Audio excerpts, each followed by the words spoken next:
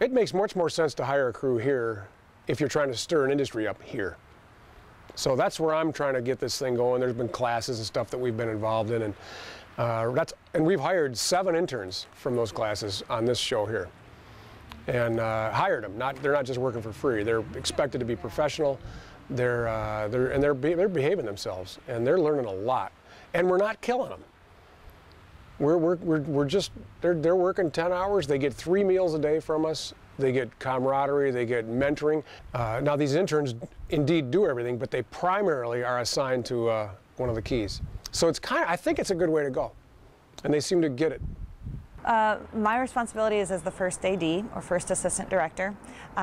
Basically what that means is that I am the voice of the director. My responsibility is basically to control the entire set so that the director can be as creative as possible. I'm also responsible for helping with the schedule, making sure the schedule is run on time, making sure we make our day, making sure that everybody's working ahead, making sure everything is under control. So basically, I make sure everybody's doing what they're supposed to be doing and then plan ahead for the next steps along the way. I'm also responsible for the call sheet and the production report, and basically just sort of checking in and making sure all the department heads are functioning at full capacity. Now this is a small production, so a lot of people tend to wear more than one hat. Do you have secondary hats you're wearing? Yes. On this production, I am the AD department. Typically on a larger feature, there would be a first AD, a second AD, possibly a second, and then a series of set PAs. Because we work very closely with this much smaller crew, I'm the whole AD department. Small independent films, people do wear a lot of hats. My hat primarily, first and foremost, is script coordinator, which means I'm responsible for all of the continuity. So I am the brain of the director that gets translated from the set to the editing room. So what he thinks he sees on the screen is what he actually has. And I am the keeper of the script, which is the Bible for what we do. And that has all of his notes. It tracks props, it tracks wardrobe, it tracks set dressing, lines, line changes, light up, setup, day, night, those kinds of things. And that all has to be tracked so that we can move from scene to scene when we're editing. And the other hats I wear, I'm monitoring to make sure wardrobe is matching. I have wrangled children today, so I'm an extras wrangler. And so you guys know, he says, do you want to go see the boat? Where the boat's driven, that's when you yell, right? Okay. I've taken care of dead eels, so we've all done a variety of different things. But that's pretty normal when you're dealing with this kind of a small, tight-knit crew. I'm the key grip and dolly grip or general all-around grip. So anything that needs support, or anytime the camera's moving or any rigging that has to be done, that would be my job. Kind of anything that gets asked for, I have to figure out how to make it work.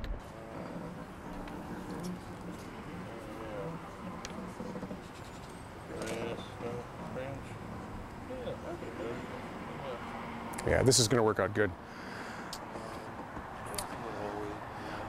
Craig rigged up this plywood skateboard gizmo because he didn't want to bring the dolly up here.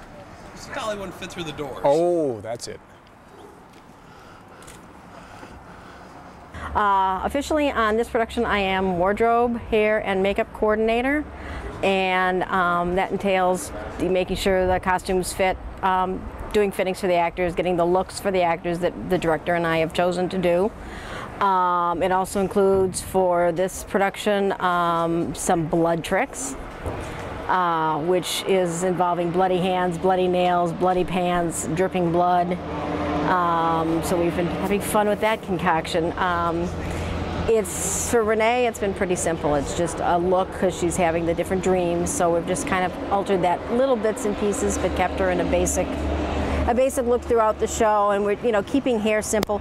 Continuity in this one is extremely difficult because you have got bits and pieces of all these dreams being shot on different days. So we've kept hair and made hair as simple as possible, so we don't have to worry about was it to the left, was it to the right, was it in that type of situation. I'm the sound mixer here on Fitful, the production sound mixer.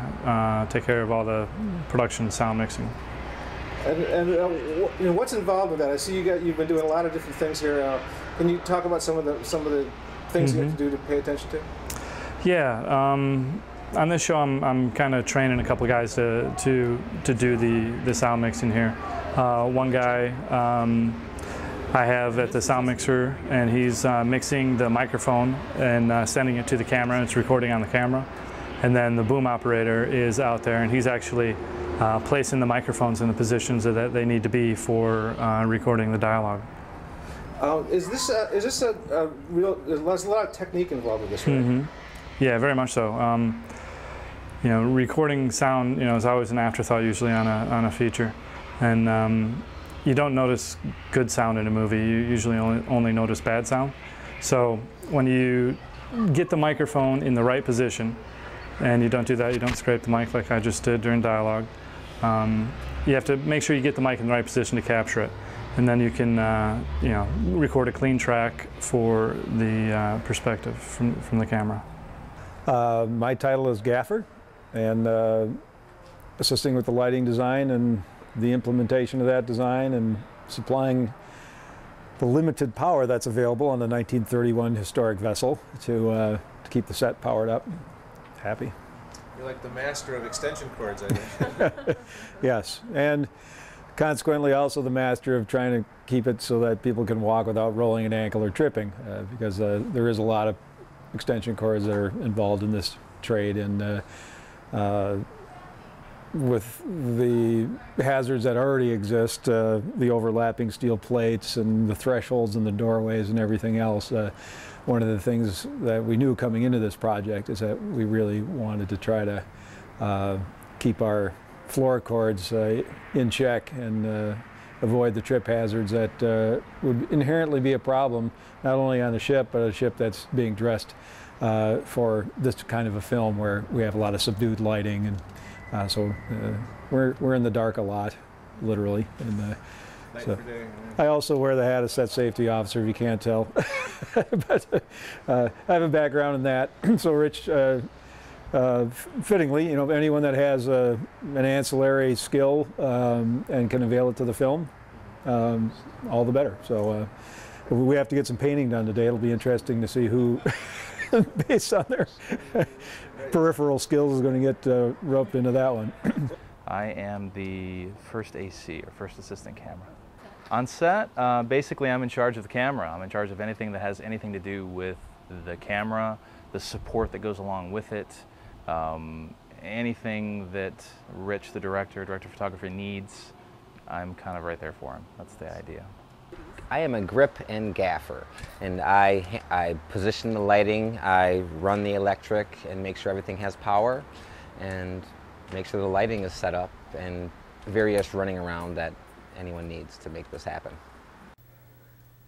You just keep creeping me out. Good. Thank you. Cut. And cut. You want to go again? Yep. One more time. We're going to go again, everybody?